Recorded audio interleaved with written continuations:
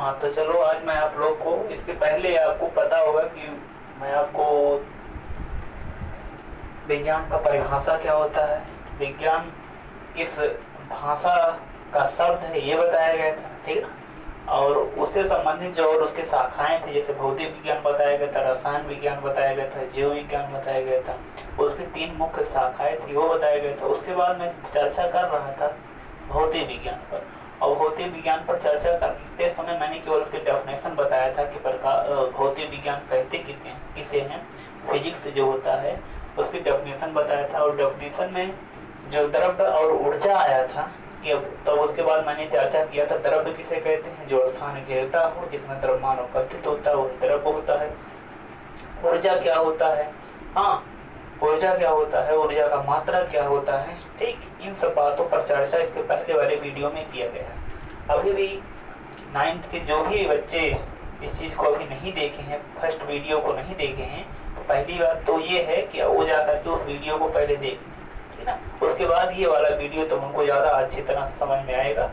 तो चलिए आज मैं आपको भौतिक विज्ञान की परिभाषा उसमें बता दिया गया था, आज मैं ये बताता हूँ आपको भौतिक विज्ञान जो है इसकी उत्पत्ति कहाँ से हुआ है, ठीक है ना। तो भौतिक विज्ञान को जैसा कि आपको पता है इसे इंग्लिश में क्या बोला जाता है, फिजिक्स बोला जाता है, फिजिक्स बोलते हैं, ठीक है ना। भौतिक विज्ञान को फिजिक्स बोला जाता है। भौतिक विज्ञान है क्या, विज्ञान की एक शाखा है, विज्ञान की एक शाखा है जिसके अंतर्गत किसका अध्ययन किया जाता है, इसके अंतर्गत अध्ययन किया जाता है किसका, द्रव्य का अध्ययन किया जाता है, ऊर्जा का अध्ययन किया जाता है, और उनके विभिन्न स्वरूप, जैसे द्रव्य के विभिन्न स्वरूप हो गए, ठोस हो गया, सॉलिड हो गया, लिक्विड हो गया, ठीक ना, लिक्विड हो गया, और क्या हो गया, गैसेज हो गए, ये द्रव्य के विभिन्न स्वरूप हो गए। ऊर्जा जो हो गया इनके विभिन्न स्वरूप, जैसे मैकेनिकल एनर्जी हो गया, हाँ इलेक्ट्रिकल एनर्जी हो गया, वैद्युत ऊर्जा हो गया, यांत्रिक ऊर्जा हो गया, थर्मल एनर्जी हो गया, हाँ उसमें ऊर्जा हो गया, ठीक ना, लाइट एनर्जी हो गया, प्रकाश ऊर्जा। तो ऊर्जा के विभिन्न स्वरूप, द्रव्य के विभिन्न स्वरूप, ऊर्जा के विभिन्न स्वरूप, इन सभी का स्टडी विज्ञान की जिस शाखा में किया जाता है उसी शाखा का नाम क्या होता है, फिजिक्स होता है। ये बात मैंने आपको इसके पहले वाली वीडियो में बता दिया था। आज मैं आपको ये बताऊंगा कि फिजिक्स शब्द जो है इसकी उत्पत्ति कहाँ से हुआ, ये कहाँ से ओरिजिनेट हुआ है, जन्म कहाँ से हुआ इस शब्द का। तो इसकी उत्पत्ति जो है, इसकी जो ओरिजिन है, उत्पत्ति जो है वो लैटिन भाषा का एक शब्द है फ्यूसिस, ये लैटिन भाषा का एक शब्द है, फ्यूसिस बोलते हैं इसे, यहाँ पर मैं लिख दे रहा हूँ फ्यूसिस, ठीक ना। फ्यूसिस एक शब्द है, इसी शब्द से, लैटिन भाषा की इसी शब्द से फिजिक्स की उत्पत्ति हुई है, जन्म हुआ, इसका आविर्भाव हुआ है। जो फ्यूसिस शब्द है इसे बोला जाता है इंग्लिश में क्या, नेचुरल साइंस, इसे बोलते हैं क्या है, नेचुरल साइंस। नेचुरल साइंस का मतलब हो गया प्राकृतिक विज्ञान, तो इसका हिंदी क्या हो जाएगा, प्राकृतिक विज्ञान। तो भौतिक विज्ञान का मतलब क्या होगा, प्राकृतिक विज्ञान होगा, चाहे तो भौतिक विज्ञान का जो हिंदी नाम हो गया क्या हो गया, प्राकृतिक विज्ञान हो गया, या इसे प्राकृतिक विज्ञान ना कह करके एक नाम इसका और दिया गया है, क्या, भौतिकी नाम दिया गया है, ठीक ना। इसका नाम क्या दिया गया है, भौतिकी नाम दिया गया, चाहे भौतिक विज्ञान बोलो, चाहे भौतिकी बोलो, या फिर इसी का एक व्यापक नाम है प्राकृतिक विज्ञान। अब इसी के बेसिस पर भौतिक विज्ञान की दूसरी परिभाषा निकल कर जाती है कि विज्ञान की वह शाखा जिसके अंतर्गत प्राकृतिक घटनाओं का अध्ययन किया जाता है। प्राकृतिक घटना का मतलब ये हुआ कि जो घटना इस ब्रह्मांड में घटित हो रही, जैसे कि जिसमें इंसान पार्टिसिपेट नहीं कर रहा, भाग नहीं ले रहा, फिर भी वो घटनाएं घटित हो रही, जैसे कि आप जान रहे हो आधी तूफान का आना, आधी का आना, तूफान का आना, हाँ आधी तूफान का आना, वर्षा का होना, ठीक ना, बस आधी का आना, तूफान का आना, चंद्र ग्रहण लगना, चंद्र ग्रहण का लगना, सूर्य ग्रहण का लगना, ठीक ना, ये सब जो घटनाएं हैं सब प्राकृतिक घटनाएं, ज्वालामुखी का उद्गार होना, ठीक ना, भूकंप का आना, ये सब घटनाएं क्या हैं, प्राकृतिक घटनाएं हैं। और इन सभी प्राकृतिक घटनाओं का क्रमबद्धता के साथ अध्ययन जिसमें किया जाता है वो भौतिक विज्ञान होता है। ये सब क्यों होते हैं, इनकी आंधी क्यों आती है, तूफान क्यों आते हैं, चंद्र ग्रहण क्यों लगता है, सूर्य ग्रहण क्यों लगता है, भूकंप कब आता है, ठीक ना, क्यों आता है, ज्वालामुखी उद्गार के पीछे कारण क्या होता है, इन सभी के पीछे का कारण क्या होता है, उन सभी का जो क्रमबद्धता के साथ अध्ययन किया जाता है वो कहाँ किया जाता है, भौतिक विज्ञान में किया जाता है, ठीक ना। ये तो भौतिक विज्ञान की परिभाषा हो गई और इसकी उत्पत्ति हो गई। इतनी बात मैंने आपको बताया। अब चलो ये समझ लेते हैं जो भौतिक विज्ञान है, ठीक ना, इसके बाद हम इसमें ये समझ लेते हैं कि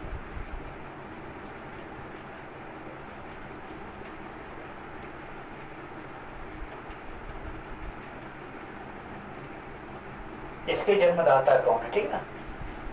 अब हम इसका समझ लेते हैं इसके फादर कौन है, फादर ऑफ फिजिक्स, जो भौतिक विज्ञान है इसके जन्मदाता कौन है। तो जन्मदाता भौतिक विज्ञान के दो माने जाते हैं, एक प्रारंभिक भौतिक के जन्मदाता, एक आधुनिक भौतिक के जन्मदाता, ठीक ना।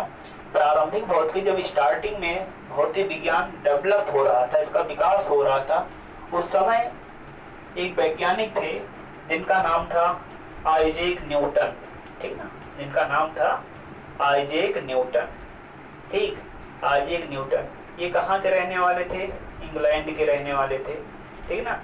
इन्होंने सबसे ज्यादा भौतिक विज्ञान के डेवलपमेंट में, उसके विकास में सबसे ज्यादा योगदान देने वाले जो साइंटिस्ट थे उनका नाम था आइजैक न्यूटन, ठीक ना। इन्हें बोला जाता है आइजैक न्यूटन, ठीक ना, आइजैक न्यूटन, इनका ये नाम था। इन्होंने सबसे ज्यादा योगदान दिया भौतिक विज्ञान के विकास में, इसलिए प्रारंभिक भौतिकी का जन्मदाता इन्हीं को कहा जाता है, आइजैक न्यूटन को कहा जाता है। इनके नाम से पहले एक मतलब रिस्पेक्टफुली वर्ड भी प्रयोग किया जाता है, सर, और लिखते हैं सर आइजैक न्यूटन। सर जो है, जब इन्होंने गुरुत्वाकर्षण का नियम दिया, ठीक ना, इन्होंने क्या दिया था, गुरुत्वाकर्षण का नियम दिया कि मैं आपको बताऊंगा गुरुत्वाकर्षण का नियम किसने दिया है, बताओगे आइजैक न्यूटन ने दिया है। गति का समीकरण किसने दिया है, न्यूटन ने दिया है। हाँ, यांत्रिकी के क्षेत्र में, जो भौतिक विज्ञान की एक शाखा यांत्रिकी है, उसके क्षेत्र में मतलब उसके डेवलपमेंट में सबसे ज्यादा योगदान देने वाले यही वैज्ञानिक थे। जब इन्होंने गुरुत्वाकर्षण का नियम दिया तो उस समय इंग्लैंड की रानी जो थी एलिजाबेथ थी। कौन थी, एलिजाबेथ। तो एलिजाबेथ ने इनके सम्मान में एक पार्टी का आयोजन किया था, एक पार्टी का आयोजन किया था, और उस पार्टी में इन्होंने सबसे पहले न्यूटन को सर नाम से संबोधित किया, और तब से इनको एक सर की उपाधि मिल गई और इन्हें नाम दिया गया क्या, इनका नाम आइजैक न्यूटन है, पर इनको ये गिफ्टेड वर्ड मिला इनको सर, जो कि एक रिस्पेक्टफुली एक सम्मान सूचक शब्द है, तो इनका नाम हो गया सर आइजैक न्यूटन। ये इनको कहा जाता है प्रारंभिक भौतिक विज्ञान का जन्मदाता, इनको कहा जाता है। लेकिन बहुत सी ऐसी बातें थी जो उस समय के वैज्ञानिक के लिए चुनौती बना हुआ था। न्यूटन या इनके समकालीन जो भी वैज्ञानिक थे, न्यूटन और इनके समय के जो और भी वैज्ञानिक थे, किसी ने ये नहीं बता पाया कि द्रव्य का ऊर्जा के साथ कोई संबंध भी होता है। द्रव्य और ऊर्जा, इन दोनों के बीच कोई वैज्ञानिक, इनके समकालीन कोई भी वैज्ञानिक ये नहीं बता पाया कि द्रव्य का ऊर्जा के साथ संबंध भी होता है। जबकि भौतिक विज्ञान की परिभाषा में दोनों आते हैं, द्रव्य भी आता है, ऊर्जा भी आता है। लेकिन इन दोनों के बीच के जो म्यूचुअल रिलेशन होते हैं, आपसी संबंध जो होते हैं, उनके बारे में कोई भी वैज्ञानिक, न्यूटन या फिर इनके समकालीन ने कुछ नहीं बता पाया। इसलिए ठीक ना, नहीं बता पाए। आगे चल करके एक वैज्ञानिक और आए जो कि जिनका नाम था अल्बर्ट आइंस्टीन, ठीक ना, अल्बर्ट आइंस्टीन। ये इनके बाद के वैज्ञानिक थे, आइंस्टीन ये थे जो कि जर्मनी के थे। अल्बर्ट आइंस्टीन कहाँ के थे, जर्मनी के थे, ठीक ना। अल्बर्ट आइंस्टीन, ठीक ना, अल्बर्ट आइंस्टीन ये जर्मनी के वैज्ञानिक थे। इन्होंने सबसे पहले द्रव्य और ऊर्जा के बीच के संबंध को बताया कि द्रव्य का ऊर्जा के साथ संबंध होता है। इस बात की सबसे पहली सफल व्याख्या जो किए वो अल्बर्ट आइंस्टाइन नामक वैज्ञानिक ने किया था, ठीक ना। इसलिए इनको क्या कहा गया है, मतलब आधुनिक जो मॉडर्न फिजिक्स है उसका जन्मदाता इन्हीं को कहा जाता है, ठीक ना। जो मॉडर्न फिजिक्स है, इस मॉडर्न फिजिक्स के जन्मदाता ये हैं, जबकि प्राचीन भौतिकी के जन्मदाता क्या हैं, कौन है, आइजैक न्यूटन। इतना ये बेसिक चीज है जो विज्ञान से संबंधित, भौतिक विज्ञान से संबंधित है, ये बातें आपको याद रखनी होगी, ठीक ना। चलो बढ़ते हैं आगे के हेडिंग पर। आगे की चीज पढ़ने से पहले हमें पढ़ लेना होगा कि हम भौतिक विज्ञान में किसका अध्ययन करेंगे, ठीक ना। अब एक परिभाषा मैं आपको और बता रहा हूँ भौतिक विज्ञान का, जो कि ये होगा कि जो भौतिक विज्ञान है ये माप तौल का विज्ञान है, ठीक ना। भौतिक विज्ञान कैसा विज्ञान है, माप तौल का विज्ञान है। इनमें केवल उन्हीं क्वांटिटीज को रखा गया, उन्हीं राशियों को रखा गया है जिनका मापन किया जा सके, ठीक ना, जिनका मापन हो सके, ठीक ना। वही सभी राशियां जो होंगी भौतिक विज्ञान में रखी जाएंगी और कोई दूसरी राशि नहीं रखी जाएगी, है ना। तो भौतिक विज्ञान माप तौल का विज्ञान है। इनमें किन राशियों का अध्ययन किया जाता है, जिस राशि का हम मेजरमेंट कर सकते हैं उसी का अध्ययन भौतिक विज्ञान में करते हैं। अब बात आती है राशि क्या होती है, राशि किसे कहते हैं। तो राशि को थोड़ा समझ लेते हैं, ठीक है ना। राशि किसे बोलते हैं, तो इसे बोलते हैं क्वांटिटी, ठीक है ना। तो राशियां अगर हम लिख देंगे तो इसलिए क्वांटिटीज लिख देंगे, क्वांटिटीज। राशियां क्या होती हैं, इसकी डेफिनेशन समझिए। राशियां का मतलब ये होता है जिसको हम संख्यात्मक रूप में व्यक्त कर सकते हैं, उन्हें हम राशि बोलेंगे। कोई भी चीज हो, हाँ, जिसे हम नंबर दे सकें, संख्या दे सकें, और हमारा क्या कहलाएगा, क्वांटिटी कहलाएगी, राशि कहलाएगी।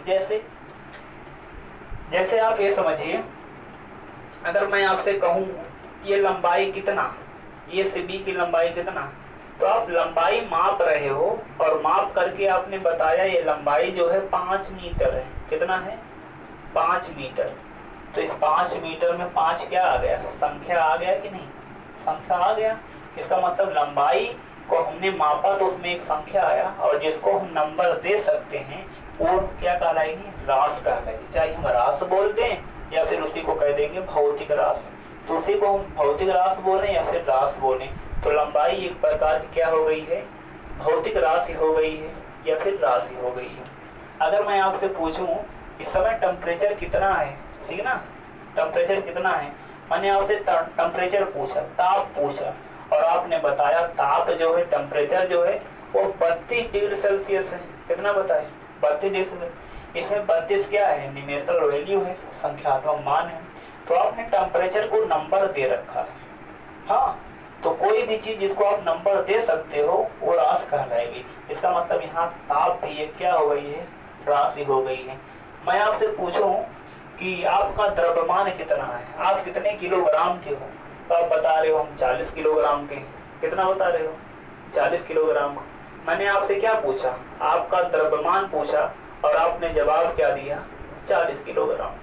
तो द्रव्यमान को आपने एक नंबर दे रखा है, इसका मतलब द्रव्यमान को आपने माप रखा है, जिसको मापा जा सकता है वही क्या कहलाएगा, राशि कहलाएगा, ठीक है ना। जिसको मापा जा सकता है उसी को हम क्या बोलेंगे, राशि बोलेंगे। तो यही राशि की परिभाषा हो गई। कोई भी चीज जिसको हम संख्यात्मक रूप में व्यक्त कर सकते हैं, माप सकते हैं, उन्हीं को हम क्या कहते हैं, राशि कहते हैं। ये राशि की परिभाषा होगी। अब राशि की परिभाषा के बाद हम एक बात और समझ लेते हैं कि राशियां हैं कितने प्रकार की, राशियां हैं कितने प्रकार की। तो राशियां यहाँ पर देखिए, राशियां मुख्य रूप से आपको 3 प्रकार की मिलेंगी, ठीक ना। 3 प्रकार की राशि मिलेंगी। एक राशि मिलेगी मूल राशियां, ठीक ना, एक मूल राशियां होंगी, इनको बोला जाएगा फंडामेंटल क्वांटिटीज। इसे क्या बोलेंगे, फंडामेंटल क्वांटिटी। ये पहली राशि हो गई है, मूल राशि हो गई, इसे बोला जाएगा फंडामेंटल, ठीक ना, फंडामेंटल क्वांटिटीज, ये हो गया।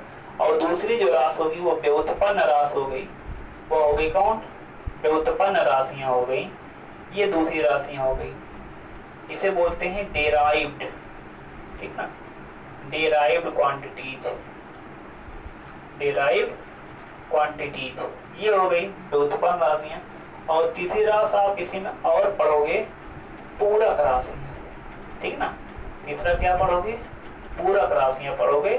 यही ये 3 प्रकार की राशि हो गई, इसे बोलते हैं कॉम्प्लीमेंट्री, ठीक ना, कॉम्प्लीमेंट्री क्वांटिटीज।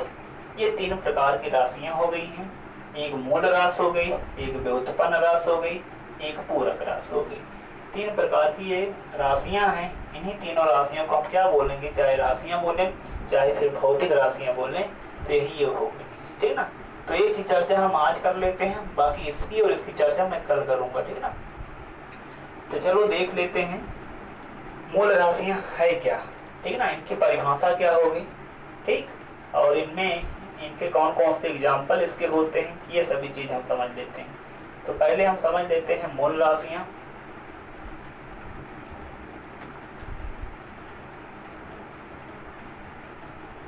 मूल राशियां इसे बोला जाएगा फंडामेंटल क्वांटिटीज,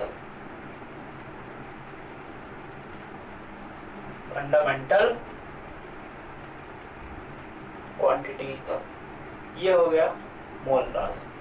मूल राशि की परिभाषा क्या बताओगे, परिभाषा इसकी ये होगी, ये ऐसी राशियां होंगी जो किसी पर निर्भर नहीं होंगी, मतलब कि फ्री होंगी।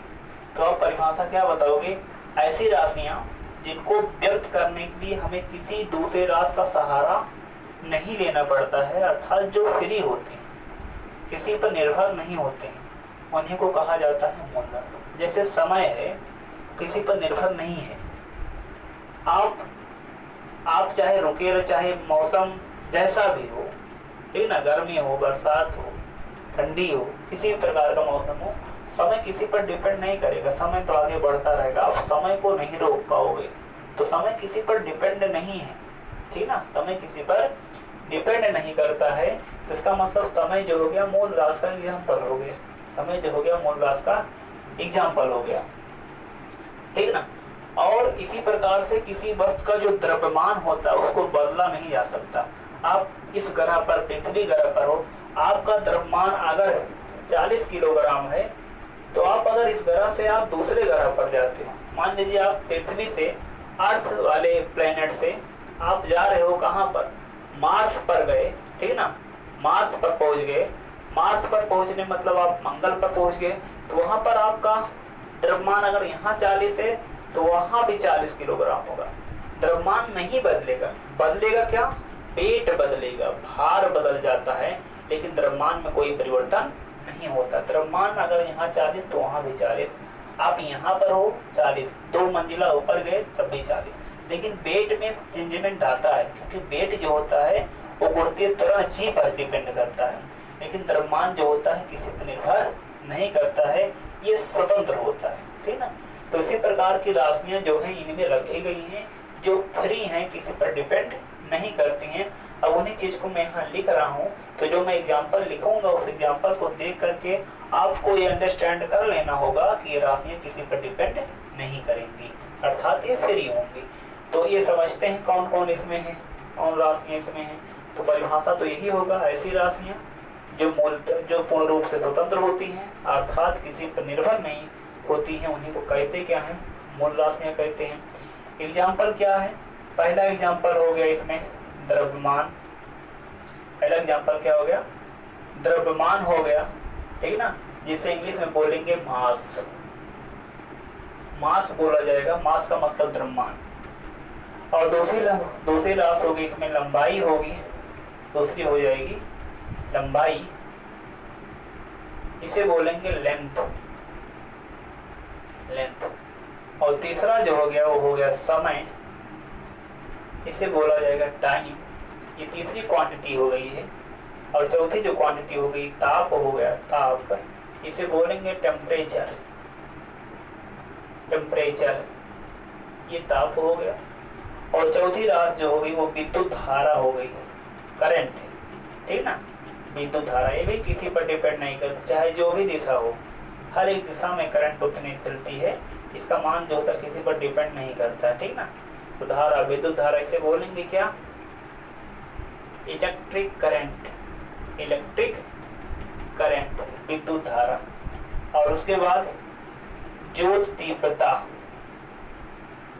ज्योत तीव्रता, ज्योत तीव्रता का मतलब होता है जैसे प्रकाश जो होता है, ठीक है ना, उसकी तीव्रता के मापन के लिए मात्रक ये चीज प्रयोग होता है। जो प्रकाश होता है वो कितना तीव्र है तो वही उसकी जो तीव्रता होती है, ठीक ना, जो तीव्रता। इसे बोलते हैं, इसे बोला जाता है luminous, luminous intensity, intensity, luminous intensity. अच्छा, जो तीव्रता हो गया। और सातवीं जो राशि है, स्टार्टिंग में मूल राशियां ही 6 थी, ठीक ना, लेकिन मूल राशियों की संख्या कम होगी कि ज्यादा होगी, इसकी एक सदस्य समिति होती है, ठीक ना, जो हर 10वें वर्ष एक बैठक करती है और उस बैठक में निर्णय लेती है किसको मूल राशि के अंतर्गत रखा जाए या किसको इस श्रेणी से बाहर किया जाए। उन्हीं चीज में स्टार्टिंग में क्या था, 1970 ईस्वी तक, 1970 ईस्वी तक मूल राशियां जो थी यही 6 थी। लेकिन 1971-70 के बाद जब 71वीं शताब्दी मतलब 71 आया, तो 71 में जिनेवा में माप तौर की एक अंतर्राष्ट्रीय बैठक हुई, ठीक ना, मतलब कि जो भौतिक वैज्ञानिक लोग थे उनकी एक समिति है, हर देश के उसमें वैज्ञानिक होते हैं और वो बैठ करके किसी मुद्दे पर मंत्रणा करते हैं, बात विचार करते हैं, ठीक ना, आपस में उस मतलब मुद्दे को सुलझाने की कोशिश करते हैं और किसको इसके अंतर्गत रखा जाए, किसको ना रखा जाए, ठीक ना, मूल राशि में किसको रखा जाए, किसको ना रखा जाए, हर एक मुद्दे पर बात चलती, ठीक ना। तो 1971 में जब माप तौर की एक अंतर्राष्ट्रीय बैठक जिनेवा में स्थापित की गई, तो उसमें क्या किया गया, एक राशि होती है पदार्थ की मात्रा, पदार्थ की मात्रा, ठीक ना, पदार्थ की मात्रा। इस पदार्थ की मात्रा को जिसे बोलेंगे क्वांटिटी ऑफ सब्सटेंस, ठीक ना, इसे बोला जाएगा क्वांटिटी ऑफ सब्सटेंस, सब्सटेंस, पदार्थ की मात्रा जो होती है, इसको मूल राशि के रूप में स्वीकार किया गया, ठीक ना। इसके पीछे का कारण बताया गया कि इसे मूल राशि में क्यों रखा गया, और इनको मिला करके ये मूल राशियां जो बन गई आपकी, यही 7 मूल राशियां बन गई, 3 4 ये हो गया, 5वां ये, 6वां ये, 7वां, यही 7 जो हो गई मूल राशियां हो गई। अब इन 7 के 7 एग्जाम्पल याद रखना और मूल राशियां किसे कहते हैं ये याद रखना, ठीक ना। द्रव्यमान, लंबाई, समय, ताप, विद्युत धारा, ज्योतिप्ता, पदार्थ की मात्रा, 7 मूल राशियां, ठीक ना। जो मूल राशियां होंगी इनके जो मात्रक होंगे उन्हें मूल मात्रक बोलेंगे, जो व्युत्पन्न राशियां होंगी उनके जो मात्रक होंगे उन्हें व्युत्पन्न मात्रक बोलेंगे, जो पूरक राशियां होंगी उनके जो मात्रक होंगे उसे पूरक मात्रक बोलेंगे। अगले वीडियो में आपको बताऊंगा व्युत्पन्न राशियां क्या होती हैं, पूरक राशियां क्या होती हैं, उनके एग्जाम्पल क्या क्या होते हैं, उन सब पर चर्चा करेंगे, ठीक ना। तो अभी के लिए बस आप लोग इतना पढ़िए, और अभी भी अगर आप चैनल को सब्सक्राइब नहीं किए हो तो पहले तो आप चैनल को सब्सक्राइब कर लीजिए, ताकि आपको हर वीडियो का नोटिफिकेशन, जानकारियाँ आपको मिलती रही, ठीक ना, और आपकी पढ़ाई जो है अच्छी तरह से चलती रही, ठीक ना। कोई भी प्रॉब्लम होगा, जितना भी आपको पढ़ाया गया दोनों वीडियो में, तो आप उसको कमेंट बॉक्स में लिख देना, या फिर क्वेश्चन या आप ग्रुप पर अपने कन्फ्यूजन को लिख देना, उसका सलूशन मैं आपको अगले वीडियो में आपको दे दूंगा, ठीक ना। तो चलो, इतनी आप पढ़ाई करते रहिए, अगले वीडियो में फिर मिलते हैं।